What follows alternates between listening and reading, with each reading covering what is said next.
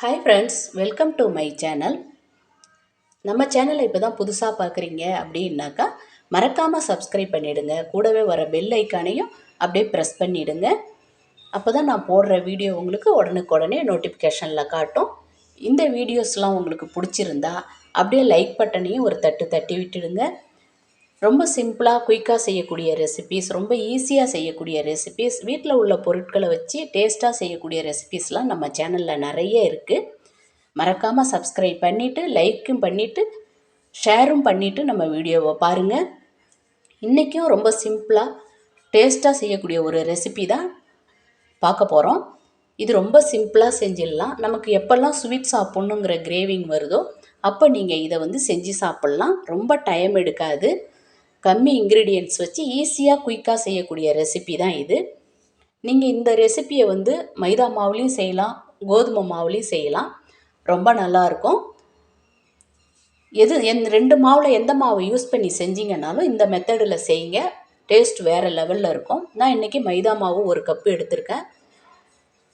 1 cup மைதா மாவுக்கு 1/4 cup palkova, sweet palkova எடுத்திருக்கேன். Sweet palkova எடுத்ததுனால நான் இதில் சுகர் சேர்க்கலை. நீங்கள் பிளெயின் பால்கோவா எடுக்கிறீங்க, சுகர் சேர்க்காத பால்கோவாவா எடுக்கிறீங்கன்னாக்கா ஒரு 4 ஸ்பூன் அளவுக்கு சுகர் சேர்த்துக்குங்க. அதில் பொடிச்ச சோம்பு ஒரு 1/4 டீஸ்பூன், ஏலக்காய் பொடி 1 டீஸ்பூன் சேர்த்து நல்லா மிக்ஸ் பண்ணி கொடுத்துருங்க. நீங்கள் பால்கோவா தான் போட்டு செய்யணும்னு இல்லை.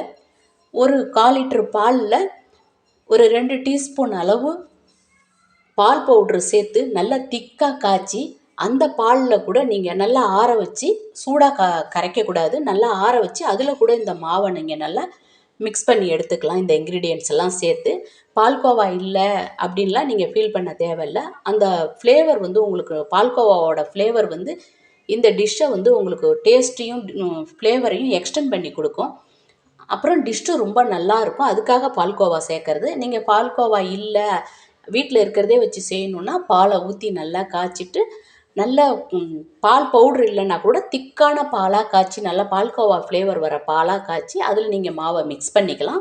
ரொம்ப நல்லாயிருக்கும். இதுக்கு நான் எந்த பவுலில் மாவு எடுத்தனோ அதே பவுலில் 1 பவுல் அளவுக்கு சுகர் சேர்த்து, 1 பவுல் அளவு தண்ணி சேர்த்து நல்லா சர்க்கரை கரைஞ்ச உடனே இதை நல்லா ஒற்றை பதம், பிசுக்கு பதம் அளவுக்கு இதை காய்ச்சி எடுத்துக்குங்க.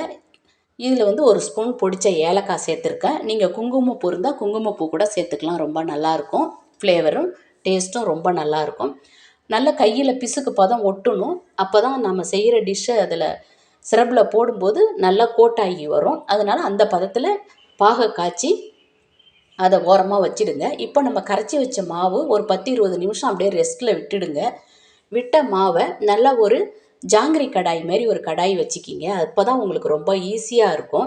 அதில் கொஞ்சமாக முழுகிற அளவுக்கு எண்ணெய் விட்டு, எண்ணெய் மிதமான சூட்டில் இருக்கணும். தீய காய வைக்கக்கூடாது. மிதமான சூட்டில் இந்த மாதிரி நல்லா தண்ணி, இந்த லிக்விட் அளவில் தான் மாவு பதமும் இருக்கணும். அப்போ தான் உங்களுக்கு இந்த லிக்விட் அளவில் இருக்கணும். அப்போ தான் உங்களுக்கு நல்லாயிருக்கும். இல்லைன்னா ரொம்ப திக்காக கரைச்சிட்டிங்கன்னா அடையாக ஆகிடும். அதனால் நீங்கள் இவ்வளோ லிக்விடில் மாவை கரைச்சி நீங்கள் இந்த மாதிரி ஒரு ஜாங்கிரி கடாயிலன்னா 2-3 ஊற்றி எடுக்கலாம். இல்லை வெறும் கடாயில் தான் நீங்கள் பொரிக்கிறீங்கன்னா ஒன்றா தான் ஊற்றி எடுக்க முடியும். அதை நல்ல மிதமான தீயில் நல்லா வேகிற அளவுக்கு நல்லா வேக வச்சு மிதமான தீயில் நல்லா பொரித்து எடுத்துக்குங்க. இந்த பொரித்து எடுத்தது எல்லாத்தையும் அந்த ஜீரா பாகில் ஒரு 1/2 மணி நேரம் கிட்ட ஊற விட்டுடுங்க போட்டு. இது ஃபுல்லாக நீங்கள் இன்னும் நல்லா கோல்டன் கலர் வரணுன்னாலும் நீங்கள் பொரித்து எடுத்துக்கலாம். இந்த ஸ்டேஜில் எடுத்திங்கன்னா சாஃப்ட்னஸ் ரொம்ப நல்லாயிருக்கும். இதை நீங்கள் சூடாக சாப்பிடவும் அவ்வளோ நல்லாயிருக்கும். ஃப்ரிட்ஜில் கூலிங் பண்ணி சாப்பிட்றதுக்கும் அவ்வளோ நல்லாயிருக்கும். இதை இந்த நல்ல பாகை நீங்கள் ஒட்டுற பதத்தில் பாகை காய்ச்சி ஆற வச்சு வச்சுக்கிங்க. அதில் இந்த பொரிச்சதெல்லாம் ஒரு குறைஞ்சபட்சம் ஒரு 10-15 நிமிஷமாவது நீங்கள் அதில் ஊற விட்டுடுங்க. அது உள்ளே நல்லா ஜீரா பாகை அப்சர்வ் ஆகிடணும், மேலேயும் நல்லா அப்சர்வ் ஆகிடணும்.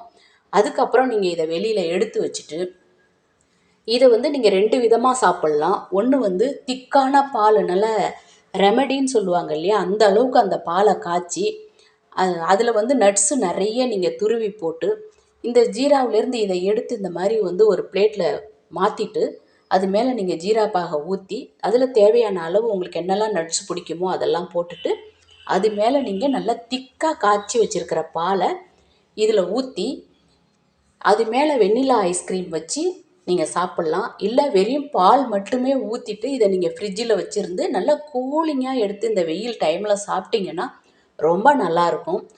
அதே மாதிரி வெண்ணிலா ஐஸ்கிரீம் கூட இதில் வெண்ணிலா ஐஸ்கிரீம் வச்சு நீங்கள் 2 ஸ்கூப் வச்சு சாப்பிட்டிங்கன்னா டேஸ்ட்டு வேறு லெவலில் இருக்கும். இது எதுவுமே இல்லை, வீட்டில் இருக்கிறத வச்சு சடன்லி ஒரு ஸ்வீட் சாப்பிட்ணுன்னு நினச்சிங்கன்னா நீங்கள் இந்த மாதிரி மெத்தடில் ட்ரை பண்ணி பாருங்கள்.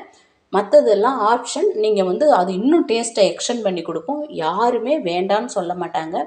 வீட்டில் ஒரு சிம்பிளாக ஒரு பார்ட்டி ஃபங்க்ஷனுன்னா நீங்கள் சிம்பிளாக செய்யணுன்னா இந்த டிஷ்ஷை கண்டிப்பாக ட்ரை பண்ணி பார்க்கலாம். இதில் போட்டிருக்கிற அந்த பால்கோவாவோட ஃப்ளேவரு, அந்த ஜீரா, இந்த நட்ஸு, இந்த சாஃப்ட்னஸாக இருக்கிற இது வந்து ரொம்ப நல்லாயிருக்கும். சாப்பிட்றதுக்கும் நல்லாயிருக்கும், ஃப்ளேவராக இருக்கும். ட்ரை பண்ணி பாருங்கள். இந்த சம்மரில் குழந்தைங்களுக்கு வீட்டில் செஞ்சு கொடுங்க.